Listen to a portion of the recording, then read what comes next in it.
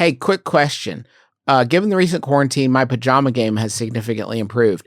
I now sport 3 to 4 different pairs that I can casually wear around the apartment and go unnoticed on work Zoom calls. They're so comfortable. Nice.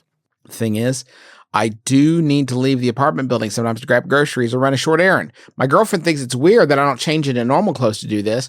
What do you think? Can I wear my fancy PJs outside the house for short, local, no driving adventures to the outside world? And that's from Stefan.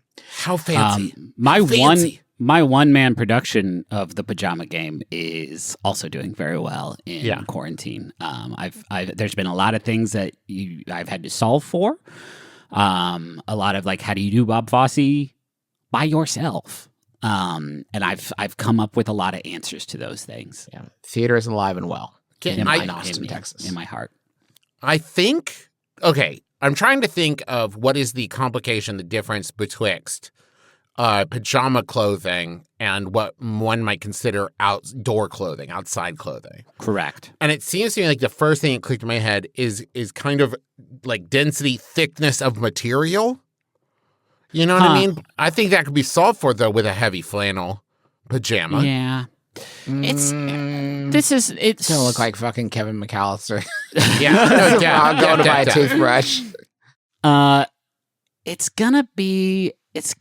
This is so subjective. I don't think there's one answer to this. This is fashion, isn't it? I don't feel comfortable wearing pajamas outdoors, even though that is what I am wearing right now at 2:04 p.m. Central Time. Oh, yeah.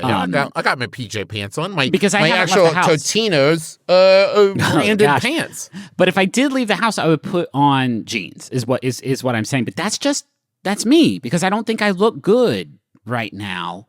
And I don't feel confident enough to do it. But, I mean, go on any college campus, everybody's wearing jammers. Yeah, I mean, you're not going to get arrested for wearing pajamas. I just feel like, I just personally, I just feel like what this quarantine has taught us, it's probably lots of things. So one of them is every trip outside's a gift. I took it for granted in much the same way that anybody else does. Now when I go outside, I take a little time for me. You know what I mean? I want to make it feel special. And I feel like even if you aren't into that, the least you could do is like gussy up for other people that are making like their big special trip outside, because it'll be a rarity for them too. You want them to see beautiful people, beautiful fashion, people trying their hardest. And I think I think it's nice to put in a little, put on the Ritz a little bit. Now, Justin, I hear you say that, but that assumes that these fancy jammies are any more fancy than like jeans and a shirt. No, but don't you? I mean, the thing about it is, I don't know how to define pajamas, but I know them when I see them. And don't you? And no matter how the fabric, the material, there's eventually going to be a flap that makes bathroom easier somewhere on them. You know what I mean? Like, Because there are probably fashion jammies that are not practical jammies that you could wear, but they're clearly not. They're jammies one might wear to some kind of highfalutin society pajama party, but not actual jammies that you're slipping into for a long winter's nap.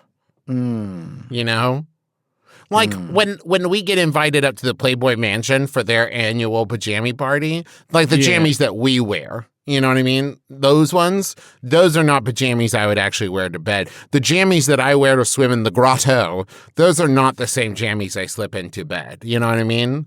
Yeah. They're jammies that are reinforced in the elbows and knees and the back for protection from weapons. Yeah, you do always have a sort of shield back there, a natural shield. It's important, right? That's all my clothes have that. That's the thing. But I don't do that when I go to bed. Oh, God, I've just admitted my one weakness. Now people are going to attack me in bed when my jammies aren't reinforced.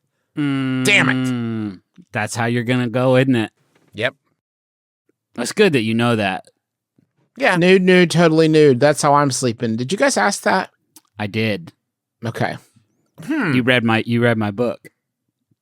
The name of the book was What's Justin Even Doing in There by Griffin McElroy. It came out on the same day as our podcast book. That's why nobody's really talking about it. It's actually published within our podcast book. If you read every third word, that's Griffin's book about what's Justin doing in there. What's Justin Even Doing in There.